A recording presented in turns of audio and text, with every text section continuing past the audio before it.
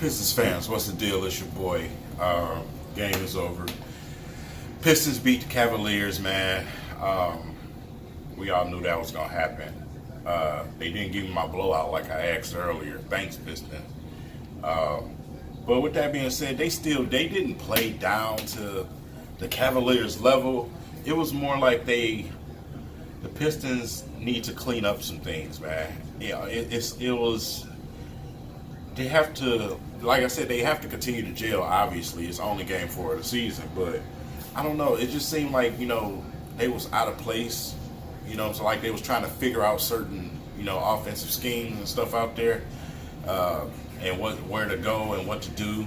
You've seen them, a lot of guys having conversations with Dwayne Casey, and him pointing and showing dudes where to go and where to be. So I don't know. I wouldn't say they played down to their level, because any given moment the Pistons do, you can tell they could have turned it up. You know what I'm saying? But I mean, bro, you wasn't about to go out there and get Blake Griffin from last game against the Cavs. I'm sorry. He gave you a pedestrian 26-10. Dre went out there and got 26 and 22 with just no problem. It was so many dunks in this game. Everybody was dunking so with ease. Blake splitting defenders on spin moves and getting to the rim and dunking with no problem. Dre alley-oops here and there, and nobody was taking the Cavs serious. Even at the end when they got close, nobody felt like they was going to win this game, including the Pistons. So you can tell they pretty much had clocked out after the third quarter. It was a wrap. When Dre sat down with that 2020, it was a wrap, bro. You can just tell from the free throw shooting. It's like guys was like, man, like, why am I still out here? You know what I'm saying? Which is, kind of.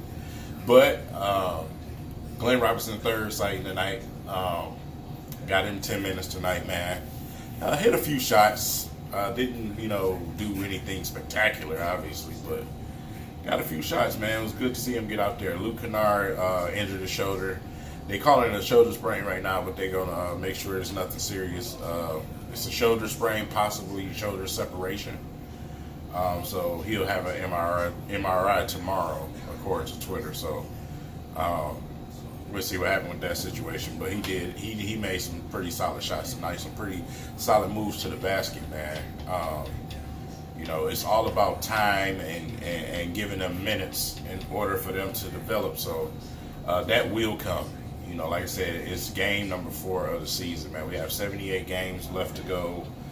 I can promise you they will get more opportunities. It's just early right now, and he's still teetering with the lineups. So that's your answer for guys, that's been sending me messages. Why doesn't this? Why doesn't that? I don't work for the Pistons organization. The only thing that I can do is go to Twitter and keep my ear to the ground and pay attention to the game. But people like Vince Ellis and Mr. Burkett, Duncan Smith on Twitter, you want to follow those dudes, man. And usually when you ask them questions, they answer. So those are 3 of the guys that you can definitely look into and try to get some answers. Even though Burkett is a Lions beat writer, he does watch Pistons game, and he does do the Twitter thing for Pistons game. So that's what it is, man, pretty much. Like I said, this game it was expected. Really ain't got much to say about it. It was kind of boring, actually. I feel like the refs blew way too many whistles. They slowed the game down tremendously, man. It should not have been that slow. That game should have been over way quicker than that. But they were, blowing whistles left and right. So, Reggie Jackson is better as a spot-up shooter. Starting to, notice that, man. As a spot-up shooter, Reggie Jackson is much better from the three-point line. He did hit his step back, in the corner, and he does his pull-ups at times, and sometimes they fall, sometimes they don't. He got 3 of them fall tonight. So, but the spot up, when somebody find him spot up in the corner or somewhere at the top, he usually knock him down. So that's one thing with him and Ish being on the court together to look forward to. Reggie Bullock did not have a good game today at all. We all know it's uncharacteristically, but he did not have a good game. Oh my God, he could not hit a dude. You could have gave him a rock and told him to throw it in the ocean, bro. It would have landed in the sand. He was terrible. He was terrible tonight, man. Passes was coming to him. He couldn't catch them. Yeah, it was bad out there. Stanley Johnson, man, emotional night for him. I feel for him.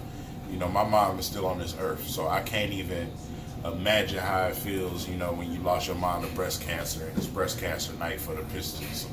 You know what I'm saying? That's tough to deal with, man. So probably a pretty emotional night for that young man. I give all prayers to him. I pray that the Most High give him peace, man.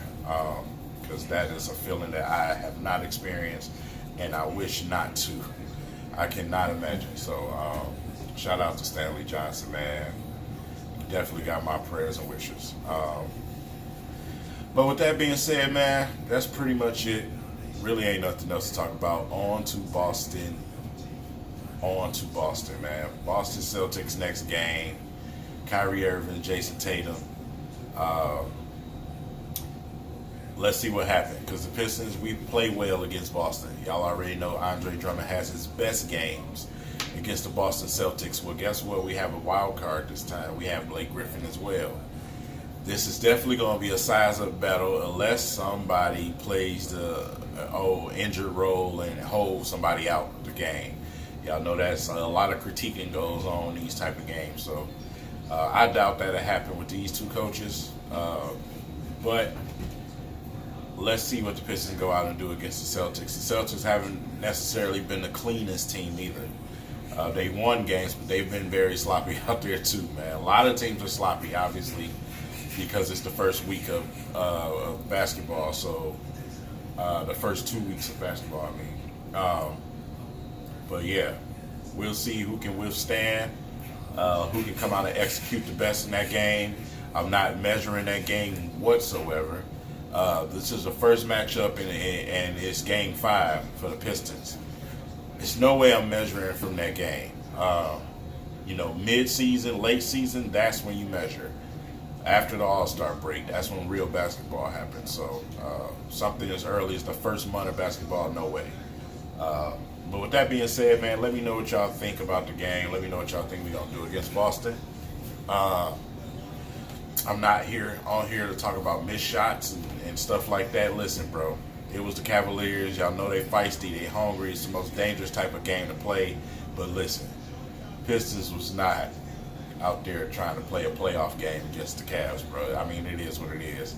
Y'all already know what it is. Y'all see some of the best teams get beat by the worst teams, and y'all know why. It's because they like, okay, man, why are we even here? So, with that being said, everybody have a blessed night out there, man, and I'll catch up with y'all guys next week.